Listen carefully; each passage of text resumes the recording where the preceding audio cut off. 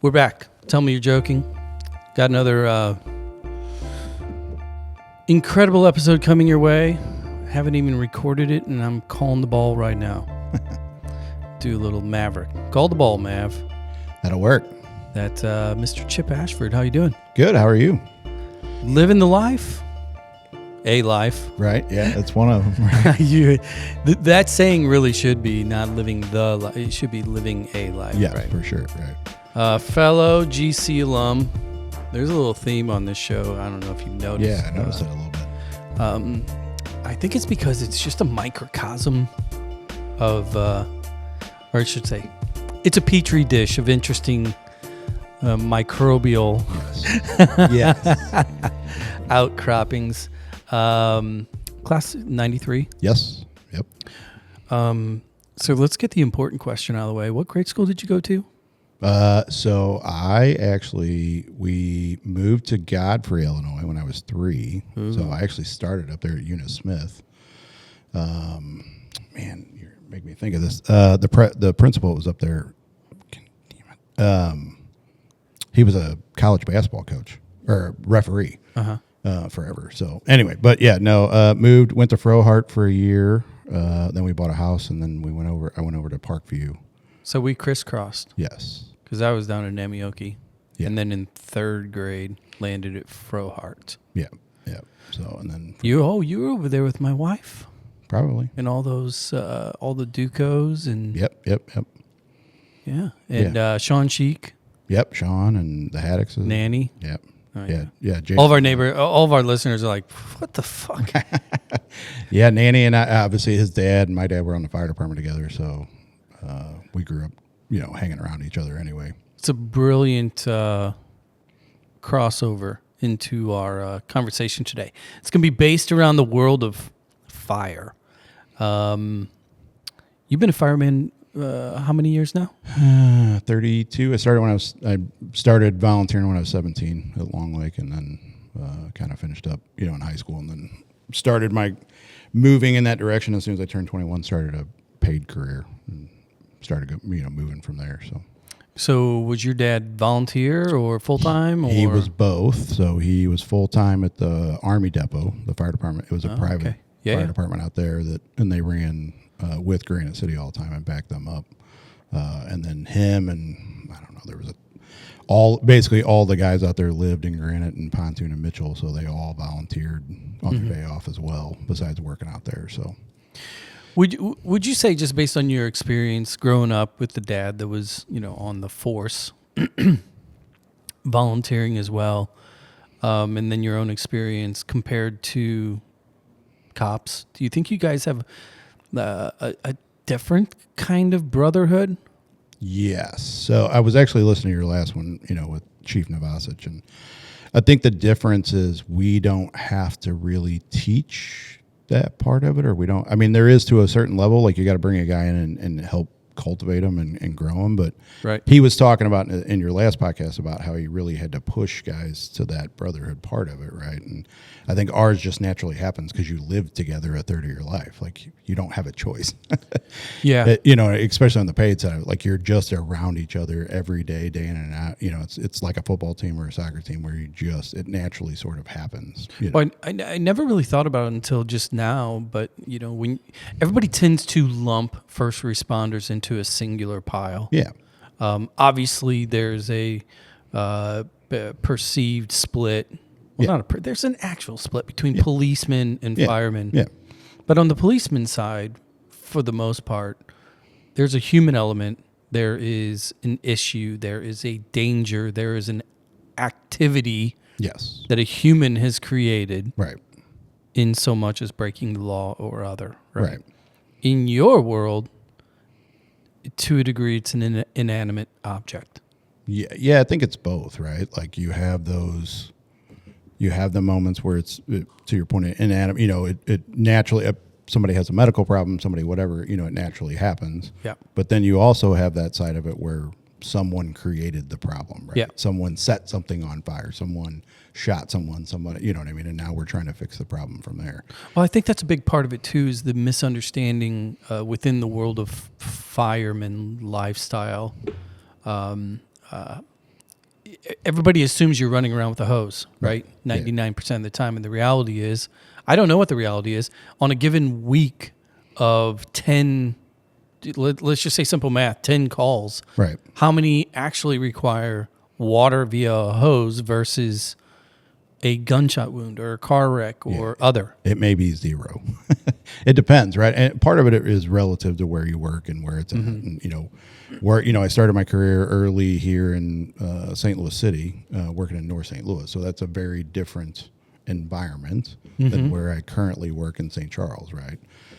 There are things that happen out there that are the same, but it's a higher call load and higher number volume when you come down here, right? And I don't know, I hate using this word, but it's the word that everybody knows, right? Working in North St. Louis in the ghetto, or what people would, low income, all of that stuff, those things happen more often, right?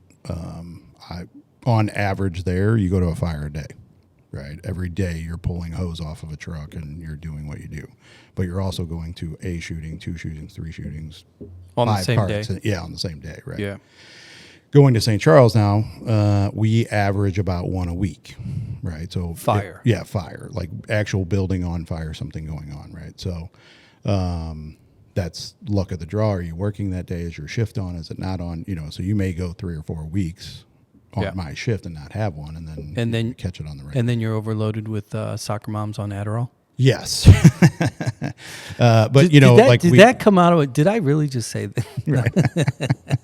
But then, so, 90% of the other stuff is car accidents, medical calls, shootings, chest pain, dealing with high-rise alarms, in big buildings, elevator rescues, people getting stuck in elevators. I mean, after 9/11, there was a huge shift in what we really started doing, and they started basically what they call it now is an all hazards department more than a fire department, right? So you're old enough, and your early part of your career was pre 9/11. Yes. At that point, were you less involved with kind of these what I'll call quote chaotic moments that aren't fire? Be it a car crash or or somebody's calling because they have a heart attack or no, I don't want to say it depended. And again, it's relative to where it was, right? Sure. Like even starting out as a volunteer, like we ran medical calls and we went on car accidents and those kind of things, even in those areas. But I think it just grew and got busier right after 9/11, because then you started adding hazardous materials responses, and you added technical rescue responses, and now we have urban search and rescue teams all over the country. It just got bigger. Money got a little bit better because of all of that and some of the federal funding and stuff, because we knew we had to do it. But I mean, to say that I carried a radioactive meter in my fire truck back then, no, it didn't happen. Now we do, right? Because it's just part of what could happen. So when you hit the pause button and you just kind of step back, as you're 32 years into the lived experiences, what's kind of the element or the component of the expectation or the reality of your day in, day out that you would say you're most surprised by, that you can't believe that you guys are tending to X or having to carry a radiological meter? Yeah. What's the weird part when you're like, holy shit, I can't believe I would say that probably the biggest thing that stands out for most guys is if you would have told me 30 years ago that I would be carrying body armor on a fire truck, I don't know that I would have been ready for that. Or even in St. Charles? Yeah.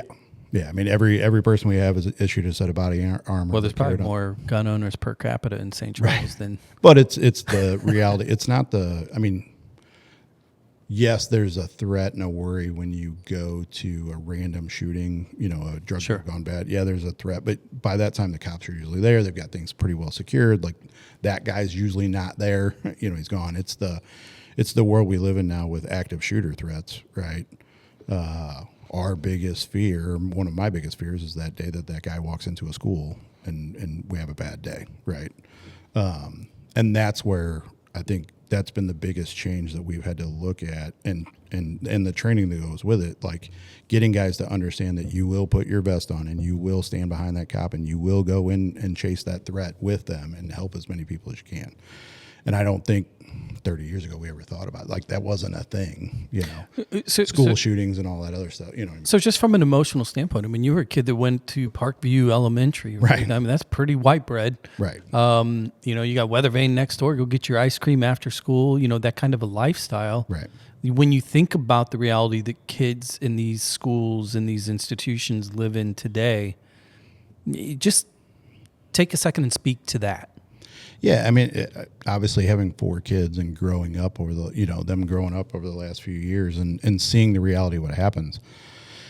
I think it when you were asking me earlier about moving from St. Louis City and where I live at now and living back over in Illinois and getting back into some of those smaller towns, right? I mean, I think that was a big reason for that is I wanted my kids to be able to walk to Weather Vane and do the things that I did as a kid growing up, right? And it's getting, at least in my mind, seeing what happens on a regular basis, it's getting it's getting harder and harder to find those places. Well, even in smaller towns. Yeah. I mean, it's still happening on a regular basis, right? So, well, the reality is the vast majority of national school shootings, they're not occurring in the ghetto. No, not at all. These are not city-centric events. No, not at all. I mean, even when I worked in North St. Louis, I mean, yeah, you would have the occasional thing, but it wasn't an active shooter, right? It was somebody brought a knife to school and did something stupid to some guy that pissed him off, or you know what I mean? Like it was a one-off.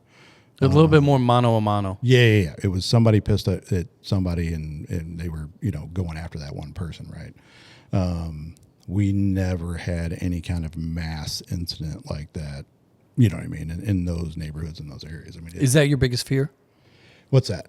A mass incident. Yeah, for sure. I mean, because it comes down to, are we ready for it? Are we trained enough to have we put the time and effort into being prepared for it? And unfortunately, the reality is, most of these cities are, when we were talking about the political side of it, I mean, that's where we've gotten involved, is because we need them to understand that we're the insurance policy that unfortunately you have to pay for. And you may not ever use us, right? Do you ever look at it though as kind of like this self-inflicted quid pro quo?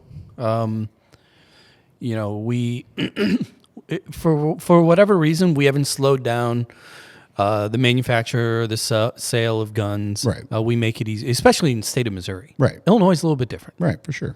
A touch more guardrails on there now. Whether or not they ever work, who knows? TBD. Right. But sitting in the seat that you sit in, riding around in that truck, having these baked-in fears of worst-case scenario, or the worst day you could ever have at work that would involve an incident like that. Oh, for sure. And then when you zoom out and you look at kind of our culture / society / expectations at large. Do you kind of view it as is what it is? Do you get frustrated that we're not really making any changes? We're not doing things that are measurably addressing the issue, other than patting ourselves on the back when we put metal detectors in our schools. Right.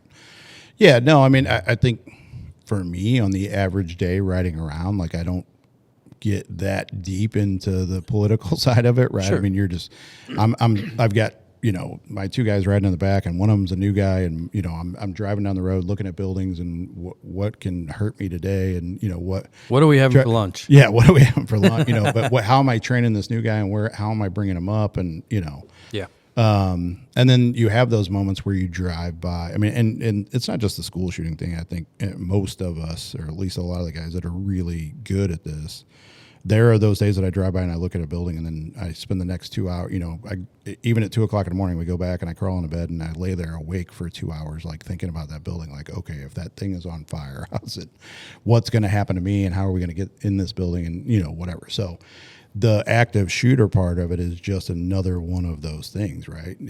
You see it on TV, you see it happen, and then all of a sudden it starts the wheels turning of, okay, what if that was us, and that happened tomorrow, and how are we going to manage that? And I've actually gotten a chance to go to a couple of different conferences and sit in on some of the stories of that. Like I took a class, a guy talked about the Las Vegas shooting, the concert shooting from Mandalay Bay. Yeah, from up in and hearing the stories of the guys and what happened and how they got overwhelmed and and the training part of it. Like they train really hard out there. Like they had a really good training plan put together and they still got overwhelmed. Right. And so I just try to take that back and relate it to what we do and get the opportunities because we do actually do a good job. I would say quarterly, at least once every 6 months, we train with the police department on this particular thing. And just try to share what I've heard and what I've learned from those and try to get guys to wrap their head around the chaos basically that we're going to have to deal with, and just have a good common sense approach to it. Right. Like it's going to be bad. It's going to be chaos, but the better we can wrap our head around the fact that it's going to be chaos, it won't stop us in that moment. Right? If we have this idea that it's going to be easy, like then it's going to go bad. Is it something though, like, in the mind of cops in particular, I talked about this with Nick about why individuals become a cop. Right. I think there's a lot of different reasons, but suffice to say, there's a few simple ones. There's some that are like, it's baked into my family. I want to be, my dad was a cop, my grandpa was a cop, I'm going to be a cop. And then you had we touched on the whole post 9/11, right? The flood of Iraqi and Afghani vets coming back that was going to be their career. Yes. And, they go into it with the expectation of chasing down bad guys, right? That's what they want to do. They want to make society safe. Right. And in order to do that, we're going to catch bad guys. And I'm simplifying. There's a lot of other things. Sure. Firemen, though, like, speak to me or talk to me about, that draw to wearing that red and navy as opposed to that, blue and navy. Is it to put the fires out? Yeah, for sure. Because what you're describing, though, like the vast majority of the time, when you talk about, we alluded to the ratio of how many trips or do you pull a hose off the truck versus not. It seems as if there's a hell of a lot more things that you're doing that have nothing to do with fire. Yeah, for sure. And I think there's two parts to that. I think one, all of the guys I've ever worked with, everybody has had a different path, right, to get there. Some of them, and this is the old, 25, 30 years ago, what we pulled from most days was the trades guys, right? Mm-hmm. The guy that was a carpenter, electrician, a HVAC guy, and they thought about the fire service or they had a buddy or, somebody had, put the idea in their head. And at some point they were like, I can not swing a hammer for the rest of my life and I can go do this and be part of something bigger than that. And then, oh, by the way, still swing a hammer on my day off if I want to and make a little extra money, right? Yeah, because I think I know the percentage, but what is the percentage of firemen that do have side hustles? No, 90% at least. Some of this younger generation is not as much. At least not when they're single. As they start having kids and stuff, I think the necessity starts to have, whatever. But yeah, 25 years ago, everybody was coming from some kind of a background that, they wanted to get in the fire service, or it was like me. A lot of guys I grew up with got into the fire service early because of their dad or somebody, something happened. You look back to the GC days, right? You guys are all out at Long Lake tossing horseshoes. Joe Bouchard, Jason Rumpf, Brian Hamilton, like all those guys we all grew up with. We were all Jason Rumpf. Yeah, we all. Yeah, that's a bunch of throwback names. Chad Tenniscatter. Oh wow. We all were volunteering and came up that way and somehow got pulled into it, right? And so Joe's dad was in it, my dad, Jason, and all this stuff. So I think that was a big part of it, but also guys are just getting their post 9/11. We had a huge influx of a lot of people coming in too. I think in the same premise of like, I want to do something to help. I can't necessarily go to the military right now, because there was a group of us and a group of people that I knew and were around that were like, I want to go help and I want to go in the military. I'm going to do this, or I'm going to. And the timing just worked out for me. I ended up going to the fire academy here in the city a month after 9/11. So that kind of drove me into that. But yeah, in my limited notes here, 9/11 was one that I jotted down because when I think of firemen, when I think of first responders in general, and again, Nick and I spoke about the impact 9/11 had on the impression of cops, police, and I think firemen probably more so were revered as heroes / saints, etc. Given the fact that they were the ones running up the stairs the whole time. You would have been 26. I know this because I know for all the wrong reasons. I remember where I was that day. Yeah. I'll tell my story real quick because I want to hear yours, and I kind of want to put put a stamp on this for the listener. On Tuesday, 9/11 in 2001, I'm living in Chicago. Wake up, I'm watching CNBC because I was in finance at the time, and I remember 2 weeks earlier I had been in New York at World Trade Center 7, I believe, for a company outing. Right. And I remember going to the towers to buy tickets to Broadway. Wow. And I remember how big they were in my head. Right, for sure. That morning I watched the first one, and Joe Kernan on CNBC is like, well, there appears to be a fire over, Tower 2, or whatever the tower was. And in my head, I'm like, that's a big fucking fire. Yeah. And then in real time, I'm watching as the second plane hits, and I get into the office, and everybody's like, why are we here? And I was in a high rise. I was in a tower next to Sears Tower. Right. And they're all like, we need to get out of this building because we have no idea if there are more planes going after big buildings in Sears Tower is 30 yards away. And I remember that day and going, and I'm like, this is just absolutely surreal. And then for the next 72 hours watching, obviously the towers fell and hearing the stories of all the first responders in particular. Right. Yes, I felt bad for everybody that was in that building that was killed that worked there. Right.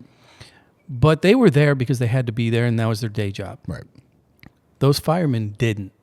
Right. And I just remember, I didn't know how to feel about it. Right. You, as a fireman, who grew up with a dad as a fireman and watching it in real time, because walk me through that day for you. Where were you watching TV? What did it mean to you? Yeah, so I was working here in St. Louis City. I was working on the EMLs for EMS. The EMS, it's all under the fire department, but you either work EMS or you work the suppression side.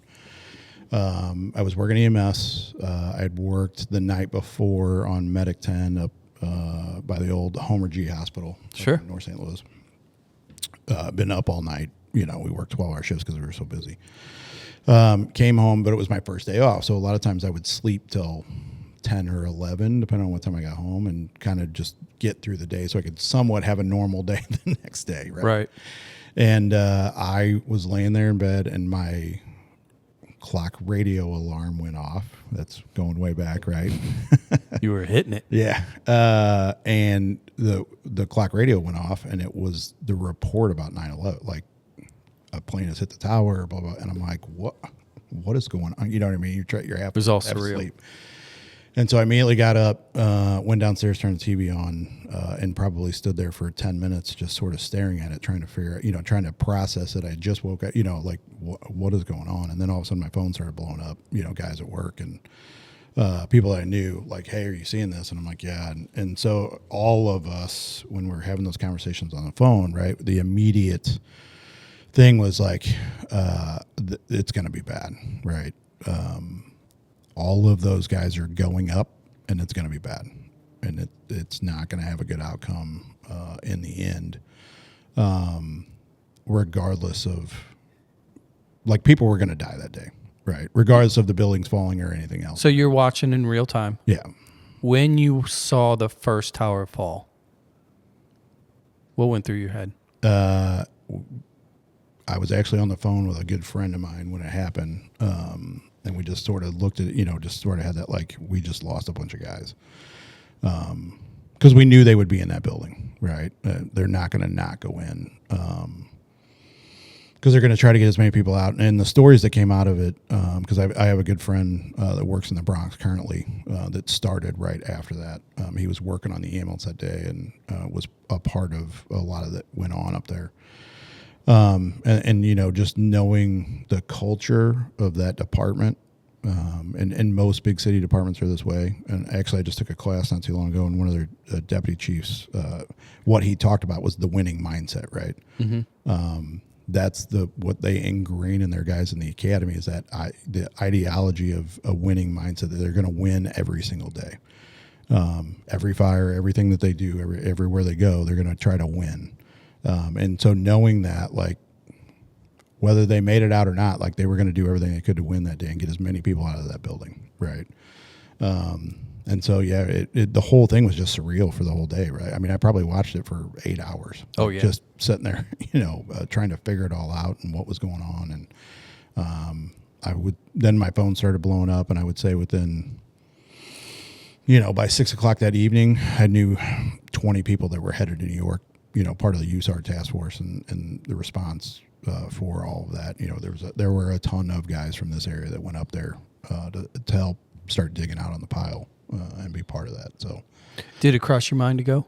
Yeah, I think it did for everybody. I mean, I think there were a lot of guys that we had that conversation of what can we do to help, what can we go, whatever. And then some stuff came out from some of our leadership in that, like, don't overwhelm them, right? Let them call for the help that they need. Let them, do what they need to do. Because if people just start showing up, there's just no way to be accountable for all of that. Yeah, it becomes uncoordinated chaos. Yeah, and it actually did.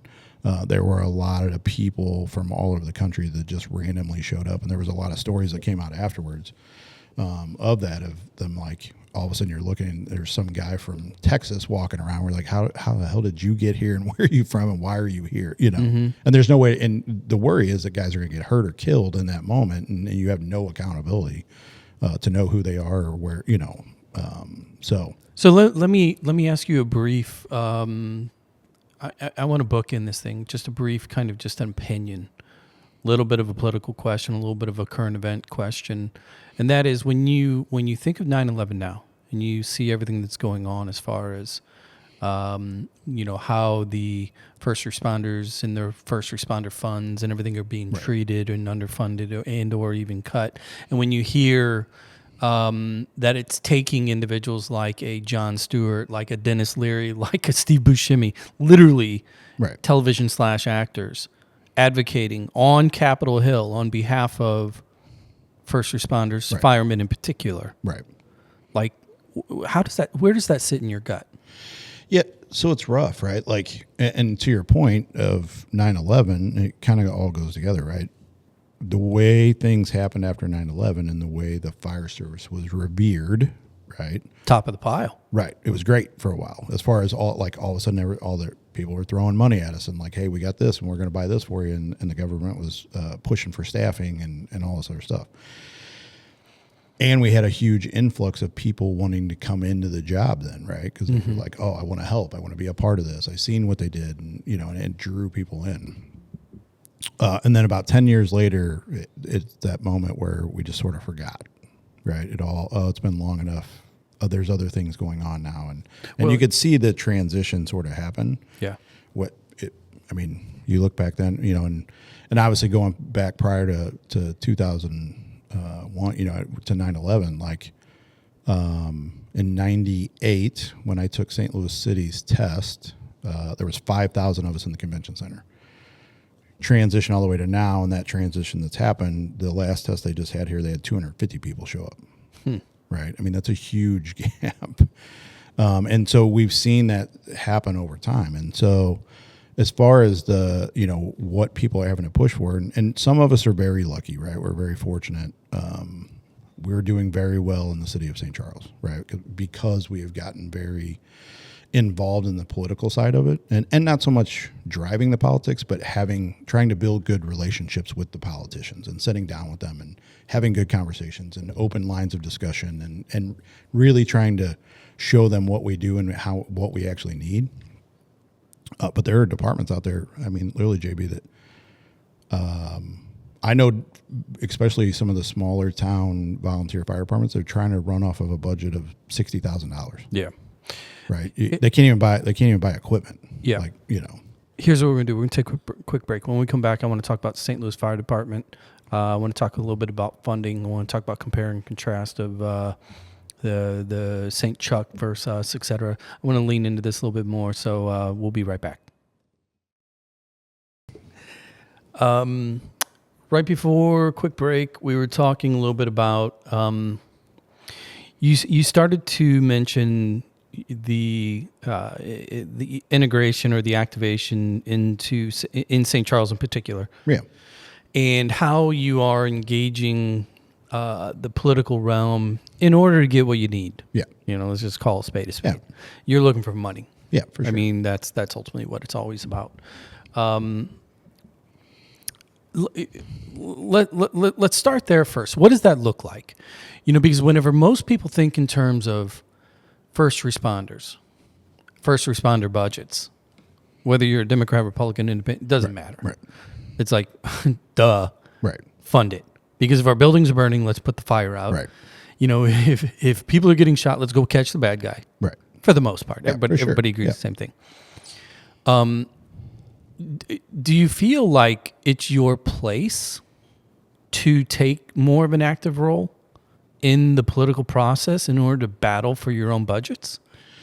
Yeah. So, I mean, it became one of those things, and obviously it's just grown over the years, right? Like 32 years when I got into this, it wasn't an active thing, right? And just over the years, we've had to grow into it.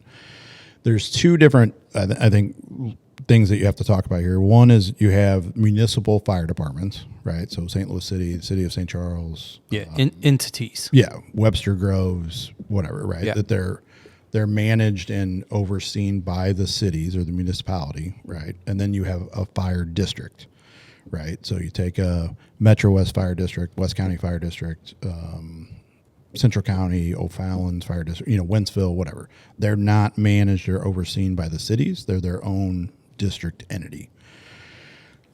So that tax base that, when you talk about their tax base and everything that they have for that fire district, they get all of that money and they manage the money themselves, right? So what their budget is, right. and it comes in, but there's no sharing with anybody. They get to manage it how they want.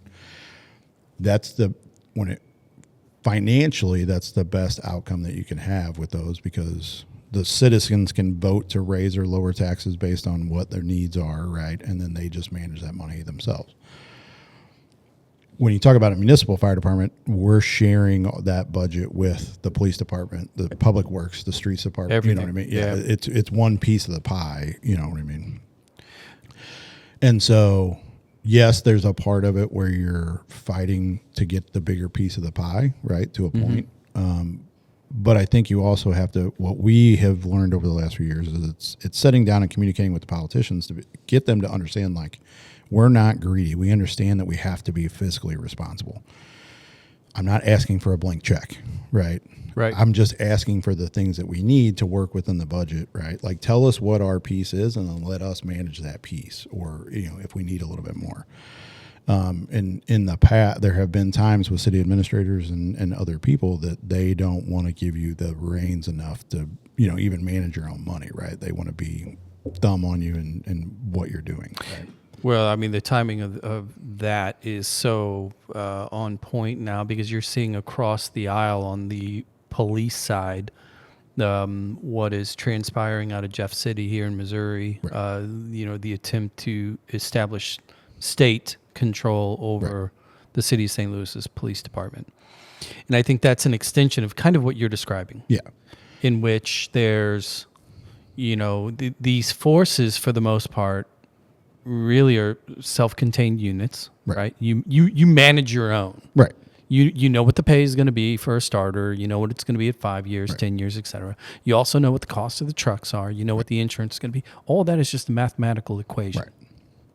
Right. So let me ask you this, because in Missouri in particular, there's a huge push from the supermajority powers that be to try to eliminate every single tax in the state of Missouri, from personal property to state income. Right. These are the people that are like, taxation is theft. Right. They have certain bumper stickers. Right. You are a municipal good. You are a municipal service. You're a municipal necessity that is 100% funded by those taxes. Yep. True that up for me. Yeah. So, I mean, we've talked about it, right? If just in the state of Missouri, if you got rid of the personal property tax alone, the amount of cut that the city would take, I mean, it would hit us in the police department hard. Yeah. Right. And so when people have this expectation, and I understand it, right? A person who doesn't know picks up the phone one day and calls 911. They have an expectation that we're going to show up and we're going to be rock stars and we're going to do everything that, you're asking us to do. And I'm okay with that, right? But then we have to have the support on the backside to be able to get the things that we need, right? To be able to do our job. When you look at the city of St. Louis, and which is a deep dive, right? Way deeper. You've been around here for a long time too. A little bit. The political realm and the lack of managing money has directly affected the police and fire department, right? Right. They're literally right now where guys riding around on fire trucks that the floorboards are rusted out, and there's more trucks sitting in the mechanic shop than there are out on the street. Is that the one up on Jefferson? No, that's headquarters, but they're using the bi-state bus now, does all of their maintenance. So, and even at that, right, you go back to the history when I was there, downtown, the station downtown, right there at Tucker and Clark. Yep. The backside of that was the old academy, and they turned that into the maintenance shop. Well, they had their own dedicated mechanics and maintenance shop, and a guy that managed that, the guy that ran that was amazing. Like, he took it as, these are my trucks. This is my city. I want to make sure that these things are on the road the right way and they're safe and all of that stuff.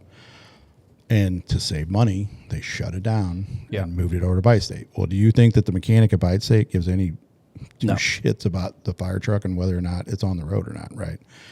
He's just trying to keep up with his daily life and grinding out for 8 hours and then going home for the day, right? Do you feel like, do you just get frustrated for sure when you view the simplistic, and it's not even simplistic, when you view the necessities of first responders, whether it is the truck, whether it is the body armor, whether it is the wages or the benefits or whatever, when you view those necessities in order to make sure your community/society is not burning to the ground and not lawless, right? Whenever you have one side at the far extreme saying defund all you're the problem, and then on the other end you've got these guys saying taxation is theft, and they're not thinking of the economic reality of these services. No, the money's got to come from somewhere, right? Yeah, so we joke about that all the time. Like, okay, you get rid of property tax, great. Well, now we're gonna run a sales tax for fire and police that you got to pay tax. You know what I mean? Like, because we have to have the money somehow. Like, it's got to come from somewhere. Well, I was just looking it up as you were talking, because I wanted to kind of maybe put it in perspective, for the listener wondering, personal property. And to be fair, I don't like the personal property tax in Missouri. It seems redundant to me. On the flip side of that, in Missouri, it generates anywhere from 1.4 to 1.6 billion of revenue, probably higher. Right. Where are we going to make that up?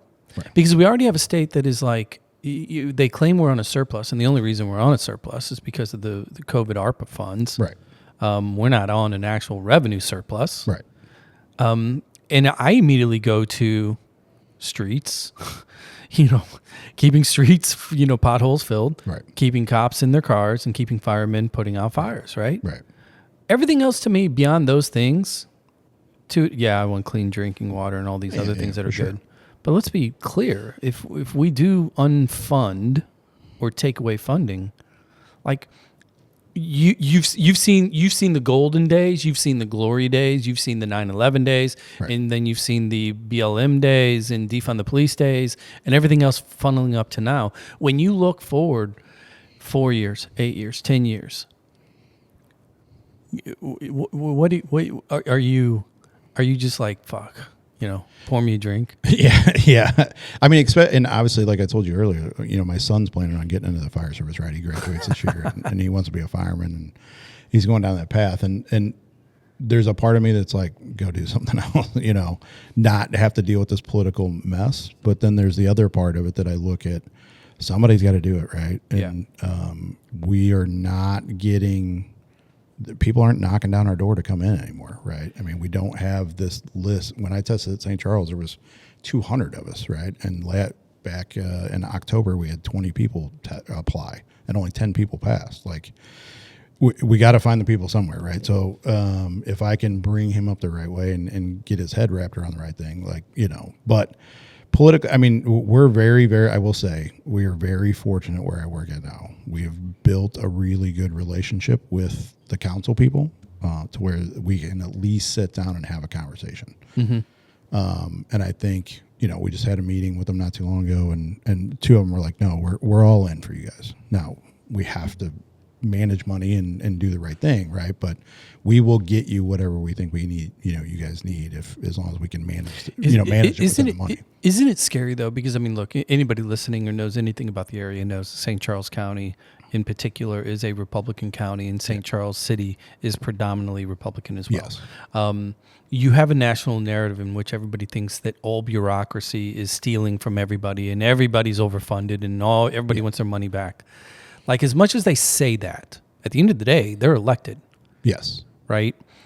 Do you guys put together, how do you communicate to the public so that the, burn the witch mentality of anti-taxation, et cetera, doesn't supersede their willingness or ability to support you guys? Yeah, so we actually ran into this over the last 3 years. So we were trying to run a use tax in the city of St. Charles. We were one of the only cities that didn't have one, right? Mm-hmm. And the use tax is based on when you come and use services in the city. A la Texas or Florida. Yeah. Right. But we knew there was a big amount, there was a good amount there that it could generate revenue, right? And we convinced, and actually the city administrator and the council people came to us and were like, we think this is a good thing. We can generate a decent amount of money, and we want to put it towards public safety, right? And so we're like, all right, we're in, right? Let's just take a second, though, for the listener. When you use tax, we're talking about like hotel or fuel or certain things. So it's actually internet-based use tax, right? So if you go prior to the use tax, if you went online and you bought something from a small shop on Main Street in St. Charles, right, or from Bass Pro or whatever, you didn't pay. There was no like online tax to that, right? There was just state tax. There's a digital loophole. Yeah, there was a digital loophole to it. So basically what this does is that now when you buy something at Bass Pro and have it delivered to your house, you're paying city tax, right? It's an additional tax that's added onto it. So it doesn't affect, there was no increase in residential tax, or, you know what I mean? Like, you're not paying more property tax. Yeah, just a small overlap of whoever shops online. Yeah, whoever shops online and whatever. But when we went out and first started talking to people, they're like, nope, no tax. And I'm like, you don't even know what it is. And they're like, nope, I don't care. I don't want it. Yeah. And I'm like, okay. Hey, I want to sell you a lotto ticket, and I know the numbers. Yeah. Nope. And we failed the first time, like miserably, right? And part of it was lack of planning, and there was different people involved at the political level in the city and some stuff. And so we had to open our lines of communications. We had a chief that we were struggling with. There was a lot of factors in it, right? Fast forward to the third time that we ran it, we got support of the city council people. They got out and held town hall meetings, brought people in and actually let them ask questions and talk. And they were running a couple other propositions too, so it made it easy, right?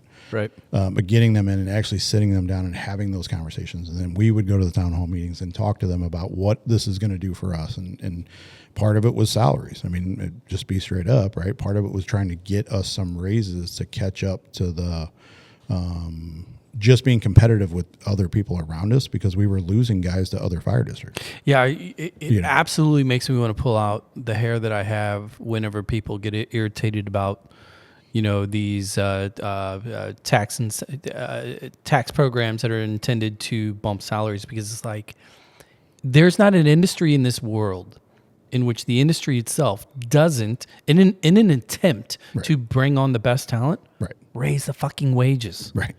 So when you talk about that for policemen or firemen, I don't understand how people don't get that I really don't want the lowest bidder, to come and try and put my house.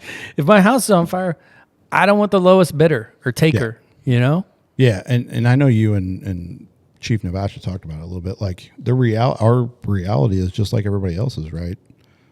Not everybody is the same, right? Yeah. Not every guy that works in this office building operates at the same level. Right.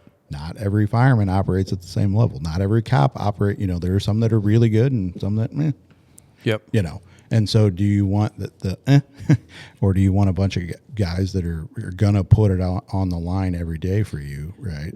And to do that, and it's not just the pay, right? I mean, pay helps, right? Because people have to live and they want to take care of their kids. And one of the things, years ago when they really fought in St. Charles to get a decent wage, because you go back, I mean, it really wasn't that long ago. I mean, you're talking 20, 22, 23 years ago. They were making like $28,000 a year. Yeah. You know what I mean? It was insane. Not good, right? And so they've worked with the city and got to a good place, understanding that part of it. And yes, the money helps, and we want to be competitive with other cities. We don't even try to compare to the districts, right? We just try to compare to the other municipalities. But then also giving us the ability to build a really good culture there, that we have the equipment, we have the training, we have the things that we need, and we've created this brotherhood and the culture and everything else that we have, so that guys don't want to go anywhere else, right? Because it becomes part of their family and it becomes what they are. We've actually had somebody leave and go somewhere else, and then 6 months later asked to come back because he was he was so miserable. Culture. They went to culture. Yeah. Speaking of culture, I've heard through the grapevine a number of friends that were or are firemen in the city of St. Louis, and we've all seen the news articles, etc. Historically, unbeknownst to many, the St. Louis Fire Department is kind of like a national standard. Has it's often touted for being an extremely well run within the fire ranks. Number one, there's that. Number two is within the communities. And I have a lot of friends that do live north of Delmar. Right. When we talk about first responders, they all love firemen. Yeah. They're their buddies. Right.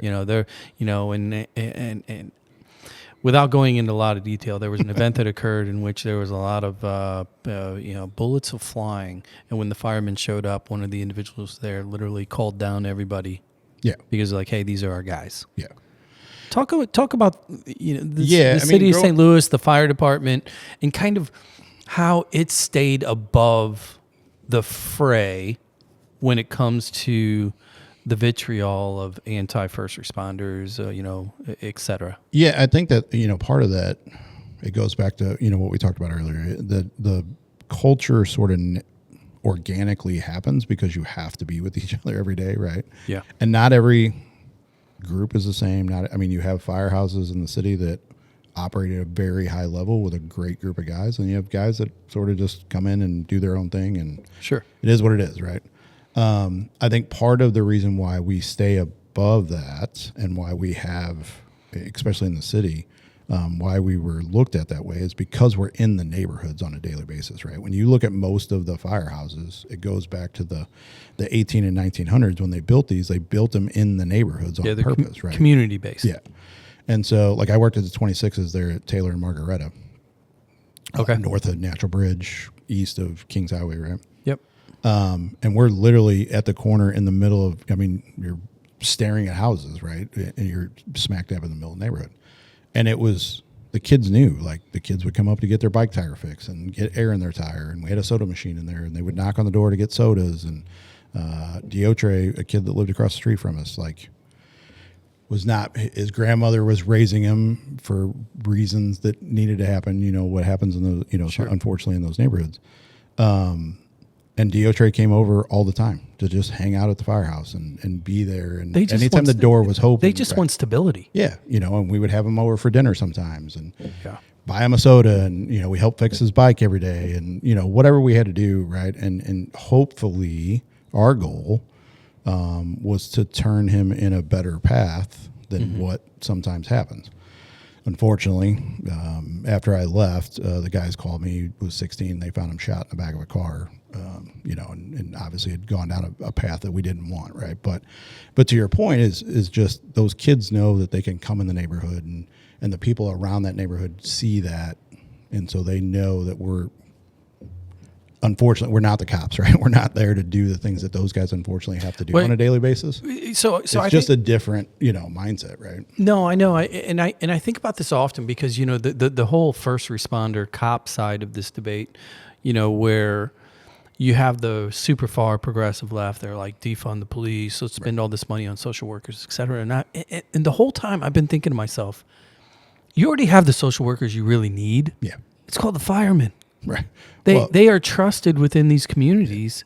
And I get it. Now, there's going to be a listener on here that's got her PhD in sociology and is going to say, no, statistics show, blah, blah, blah, blah. That's not the point. The point is the simplistic approachability. Right. Because when they see a fire truck roll up, they're not afraid of getting arrested. No, not at all. And even from the email side, right? I mean, I've been a paramedic for 29 years. To say that I haven't had to play counselor 1,000 times in my career, I have, right? Whether it's either talking someone down, getting them in a good, mind space, just listening sometimes, right? That's not on your pay scale either. No.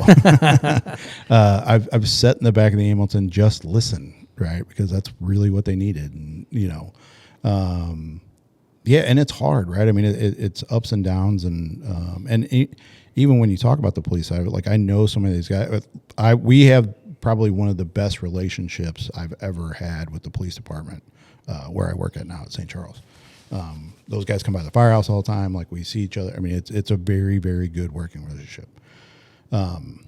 It hasn't always been that way in my career, right? There's been ups and downs of that, but truly knowing those guys, like they care just the same as we do. It's just, unfortunately, they have a different job that they have to do sometimes. And, they truly care about what they're doing every day, and they come to work and, they want to see the city succeed, and they want to see everything be good. And, I think it's one of those things. I think it's as simple as, and we've referenced it a few times, conversation with Nick. We brought up the whole idea of the Punisher, right? Where so many police, in particular cops, have this like dual identity to the public, and that being you're a cop or you're this Punisher. But, firemen, for whatever reason, there's never really been a duality, right, in that image, right? Why do you think that is? Well, because I think ours just has a different focus, right? Like there are guys out there that have Punisher stickers and all that other stuff, right? But they're looking at it a different lens of, we just want to be the guys I have grown up with, especially working here in the city, and there's a lot of us that have migrated. I mean, there's 15 of us from St. Louis City that work at St. Charles now, right? But we have all taken, we want to be aggressive at what we're doing, and you want to be the first one through the door. You want to be the first one to make the rescue. You want to be the first one to put the fire. It's our mindset is more about that aggressive mindset that some of the police officers have to have sometimes. Ours is directed in a different light, right? Yeah. It's not directed at a person. It's directed at a building. It's directed at, what we're trying to accomplish. So I think that's where does that make sense? No, totally. Because Backdraft is one of my favorite movies ever. And I think of it in terms of, I hate to use another television pun, but like Dennis Leary in Rescue Me. Right. Kind of like when they would hyper focus on depicting fire scenarios. Right. The enemy was again inanimate. Right. Obviously fire lives and breathes literally, right. But in your own experience, maybe talk about one of those times for you, going through that door first. Where was it? When was it? One of those times in which you immediately knew this is not normal. Yeah, I mean, I would say probably, working with the city of St. Growing up as a volunteer, yeah, we had fires and stuff, but I was young and, I was still trying to figure it all out, right? I really didn't know what I was doing. I mean, let's be real. You had senior guys around and you're trying to help you, and you had a basic concept of all of it, but yeah, really understanding what it's like to be aggressive and really getting after it, right? You really don't get that until you come to a place like this. And going through the academy and getting put in some of those scenarios already in the beginning, they try to bring you up the right way. And then, I come out and I don't know, I think it was my second day, we got our first fire. I was a little late getting up there. I had my job is a little bit different when you're new, but the one that really, I think, set the tone for the rest of my career and how important it is. We were coming off of an alarm sounding down on Kings Highway. There's a set of high-rise towers right there at basically Kings Highway Natural Bridge. Yep. On the right-hand side there. I know where they're at. Yeah, it was alarm sounding there. It was like smoke in a building, but it was nothing. And so we were cutting companies loose. And a fire comes in off of MLK. It's an early morning on a Sunday morning. I mean, it's one of those, like the first one that sort of made an impact in my career.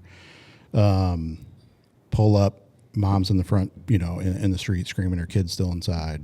2 of the kids are out. The 3-year-old is still in the building. Dale and I come off. The first thing, company's leading off. They're trying to get up to the door to get the line ready and everything. We go up, kick the door in, and we make a push in ahead of the line just to get in the building as fast as possible to get this kid, right? She was yelling. It was in the back bedroom. We go down the hallway. We go to what we think is it is a bedroom. We get to a bedroom. We search. We don't find them right away. Then we try to push farther back in the building. I don't know, Jay. I don't know how to describe it. Like, it is so hot. Yeah. I don't want to touch. Like, as you're crawling through the building, as your arm touches my coat, it hurt so bad. I didn't want to move anymore to touch it, right? And we ended up kind of coming back another way into a hallway. We found the kid. He was under a pile of blankets. Dale found him, picked him up.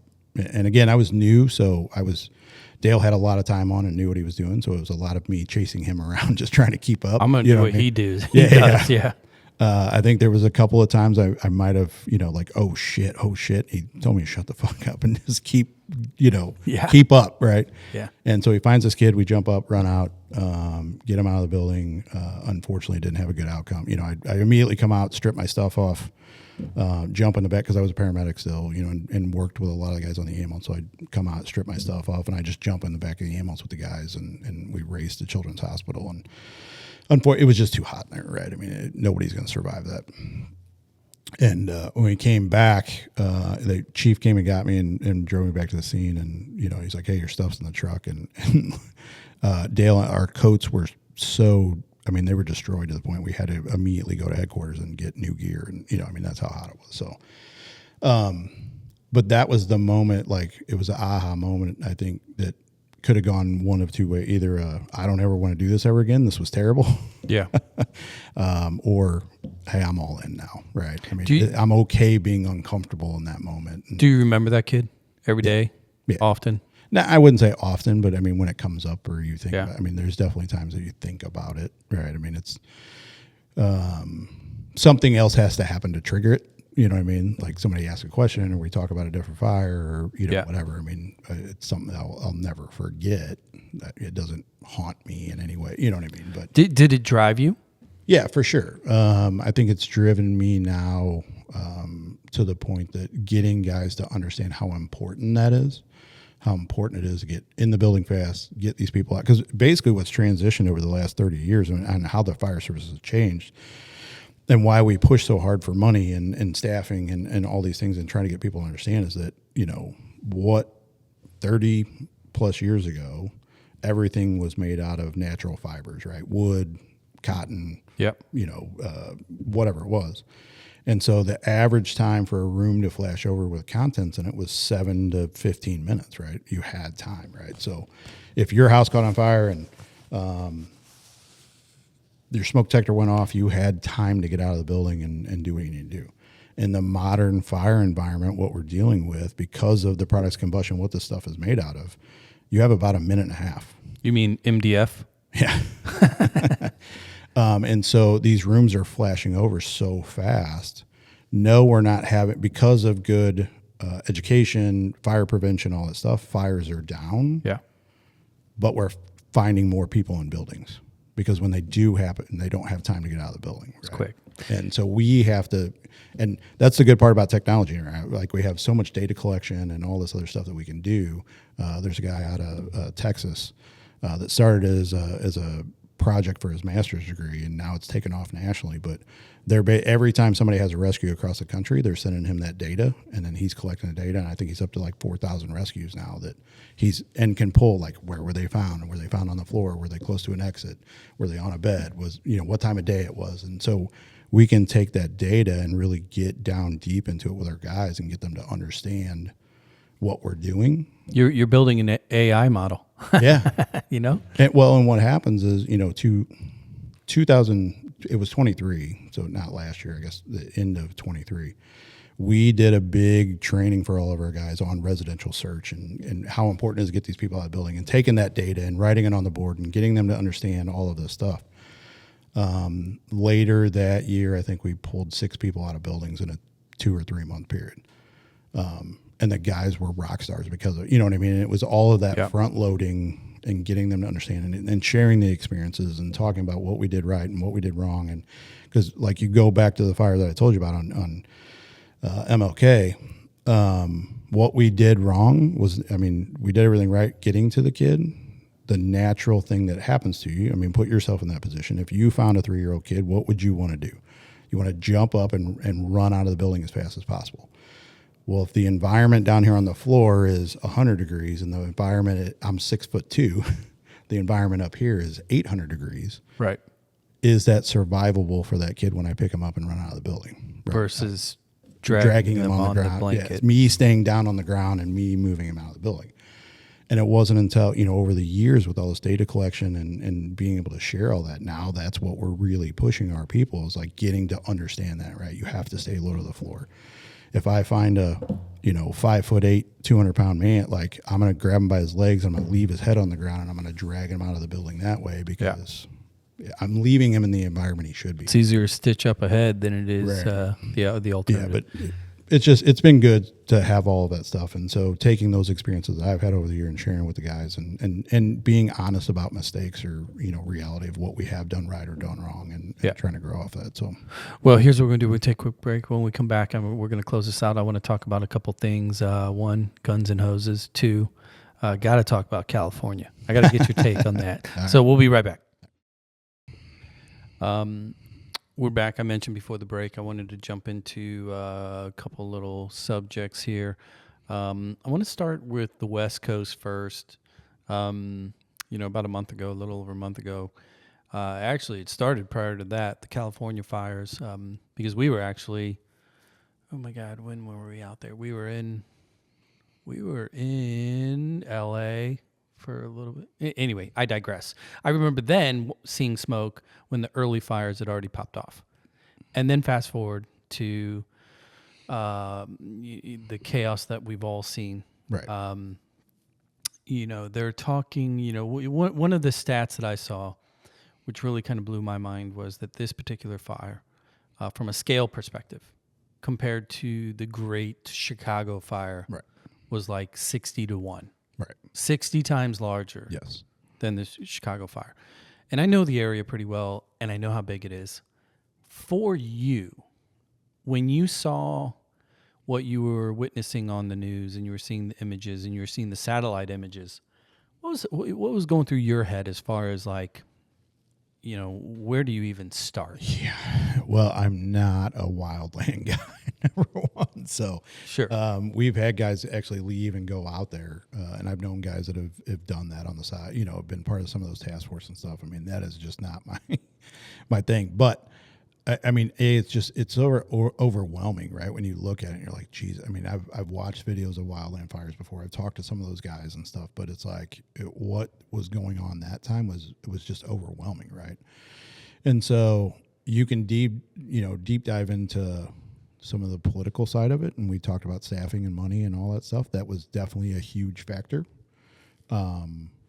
But then you also throw the 90-mile-an-hour winds into it, right? And like it doesn't matter how many guys you threw at it. Like I'm all for accountability, right? And if they're out there and they're cutting budgets and they need, let's just say 1,000 firemen and they're at 500, look, you fucked up. Right. You're short. If you need, a million linear foot of hose and you have 800,000, you fucked up. Right. There are certain things that like, whatever.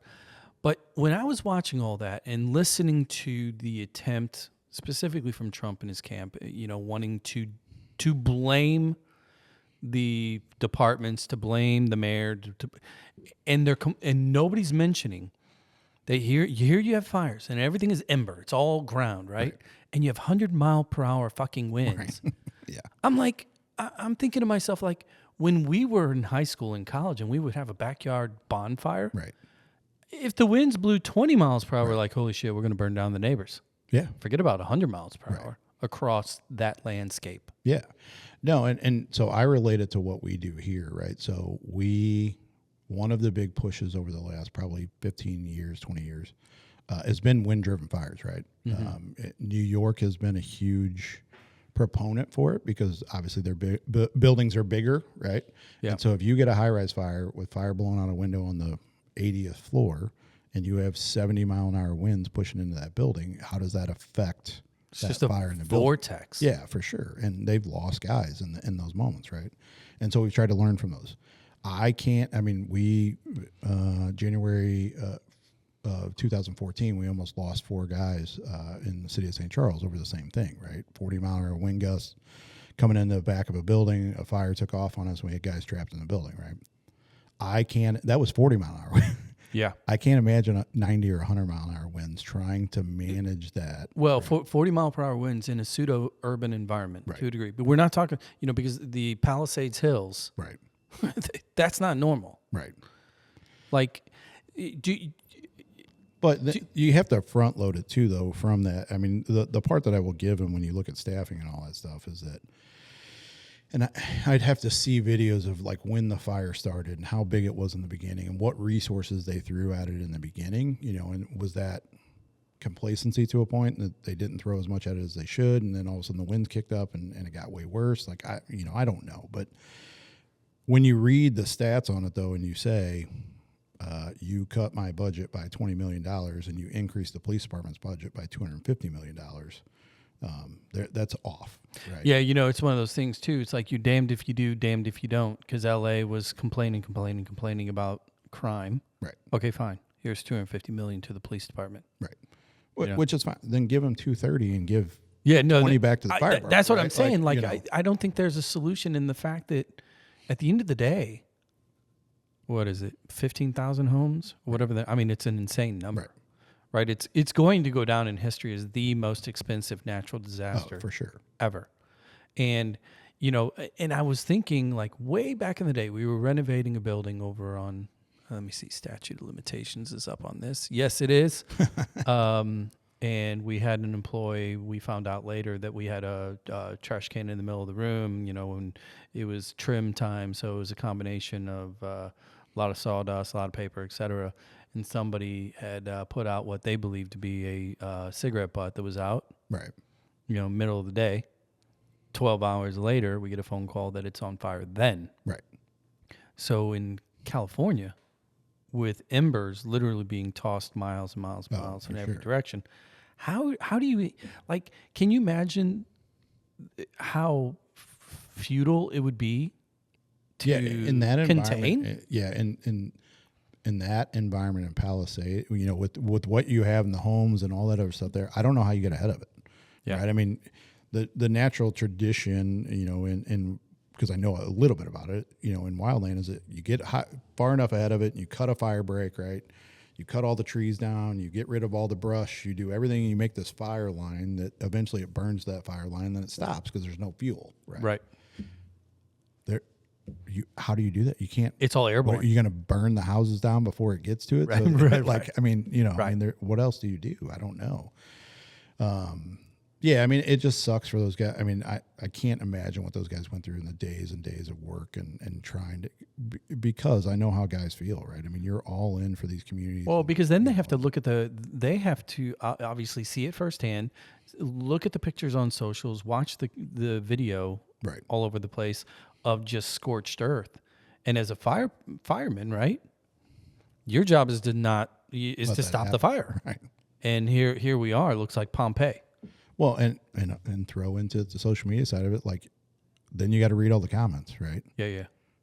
Don't think that doesn't affect all of it. You know what I mean? When people start making comments on there, I mean, it's gotten to a point in my career, whether it's with other firemen, I just don't read comments anymore, right? Like I just don't even look at it because I'm going to go down a rabbit hole. It's hard to get out of, right? And you're from the 62040, right? You probably take that well. Right. Let's talk about some fun stuff, a little trash talk here in St. Louis. Actually, a really good friend of mine, his son plays soccer with my youngest, is heavily involved in guns and hoses, that being Jesse Finney's MMA, Finney's gym, right? Yep. So I've been I followed the thing for years, and I'll be honest, I'm a longtime listener, never attended. Right. The rivalry between firemen and cops. Mm-hmm. Through that particular event, how fun is it? I think it's a great time. I mean, I've been going to it, I don't know, since I was 21, probably. I mean, I've gone every year. Did you ever consider getting fit to put the gloves on yourself? Yeah, no, I mean, I think everybody goes through that at some point. I just got caught up in life, and to really be good at that, because we have a lot. I've been around a lot of guys that have fought in it over the years. It's a year. Right. I mean, they take it serious. It's a year of training. Yeah. Day in and day out, going, and doing all the things the right way. And so it's not hey, just throw the gloves on and jump in the ring after a month. These guys are putting a lot of time and effort into it. So, and to be clear for the listeners, Guns and Hoses is the title of the event. It funds. It's at Enterprise Center, which is where the Blues play. All the proceeds go towards Backstoppers, I believe. Yep. Which is just a fund to help supplement, subsidize, and benefit, retired first responders or injured first responders. It's for guys killed in the line of duty. Sorry. Yeah. Okay. So go one step further. So it's for those families. Correct? Yeah. It's for the family. So anybody in the St. Louis metropolitan area, right? There's a range that they do. Obviously it doesn't cover the whole state, but anybody in the radius that they're in, if someone is killed in the line of duty, it takes care of the family. It pays off their house, pays off their bills, sends their kids to school. Make sure that they essentially have a good life.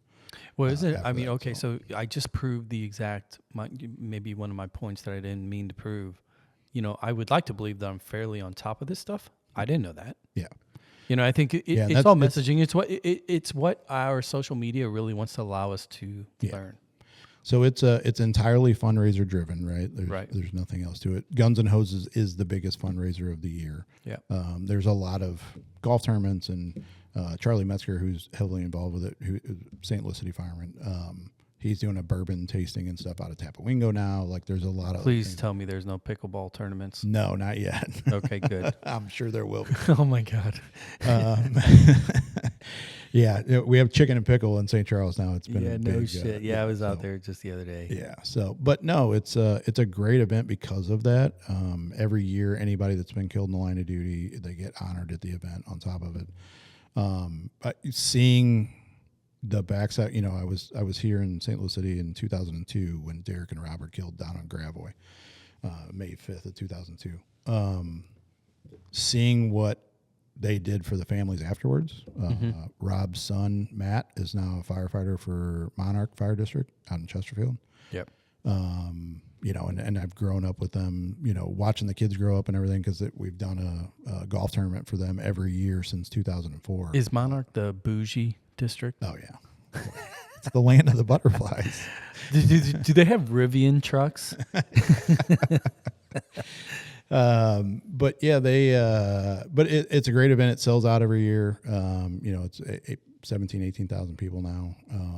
It has become, what's the word? A little political and a little over marketed now. A little bit. Yeah. Being on, Channel 2 is involved now, and there's TV fights now, and there's non-TV fights, and part of it, I can't say that I'm against. I understand where it's coming from, because it's growth. It's a byproduct. Yeah, and because they're trying to do the right thing with the fights, they're what's the word I'm looking for? Through these Finneys and all this other stuff, they're certified, in the boxing realm. So now they really have to match up weight classes and all this stuff.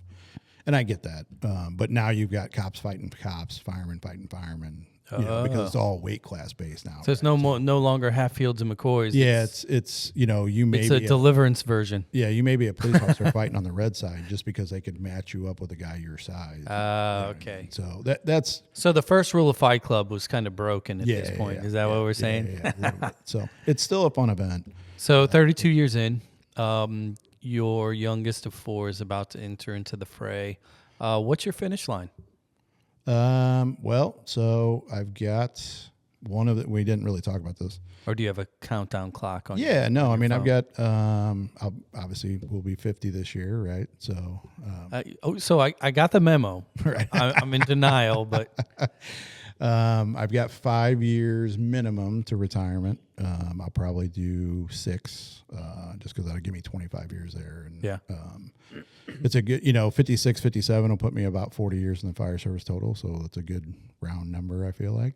So is the last chapter then do what all good firemen from Granite City do? You're going to find some volunteer fire department out in the country? No, no. So for the last 12, so I've actually been a flight paramedic for about 20 years too, on top of it. We didn't really talk about this, but. You said flight paramedic? Yeah, wow. So I worked for Children's Hospital for about 10 years on their transport team. And then about 12 years ago, I switched over to another company, Survival Flight. I got in when the company was young and new and small, and I think they were giving me a hard time the other day. I think my employee number is like 24. Yeah, that's like Jesus's social security number being 1. Yeah. So, but I've grown in the company, been flying with them for a long time, and now I kind of got into management with them, and I'm a regional director over a couple of ground base and a couple of air bases. Well, that's a much different side hustle than most of the carpenters in your crew. Yes. I didn't want to swing a hammer anymore. Right? I mean, working for St. Louis City, I did a lot of that, painting and swinging hammers and doing Sure. But yeah, one of the largest blocks of landlords in the city of St. Louis are first responders. Oh yeah, for sure. They got all the rentals. they're everybody's hustling. We got guys that are always looking for stuff. Well, dude, I appreciate you taking the time and joining me. I mean, it's such a just kind of a incredibly underserved, misunderstood world. For sure. Because there's everything. There's Hollywood, there's Twitter, and then way off in left field is actually what you guys do. Yeah, that's the biggest thing for us is trying to get out and educate people and get people into the firehouse. Every time one of our people walk by in our neighborhood, our new firehouse in St. Charles is kind of in a neighborhood now, and so every time somebody walks by, like we try to be inviting and get them to come in and have that conversation, right? Because people just don't know. They don't know what we do. Do you guys drop the Weber out on the sidewalk and just hand out hot dogs to all the kids in the neighborhood too? I mean, are you kind of one of those little firehouses? Yeah. I mean, we don't do it individually day to day, but we actually do a lot of stuff with our community outreach. We actually have boxes through the city now that have books in them, so kids can just come up in the neighborhood and pull a book out and take it home and check it out and then bring it back. And nice. We do a lot of stuff, but it became of that. Like we have to, right? We have to get out and educate people on what we do, and if we're gonna come ask for money, you got to know what we do and how we do it, and because of the tax thing, like nobody wants new taxes, and so there's got to be a convincing factor there somehow. So everybody wants all the benefits, but they don't want to pay for it. Yeah, for sure. Well, Chip, pleasure, man. Yeah, for sure. Thank you. Class of '93 in the house. That's right. We'll catch you next time. Thank you for listening, everybody. Like, review, follow, share. It's simple, and as I've stated time and time again, I have low self-esteem. Subscribe to the show. Appreciate it. We'll catch you next time.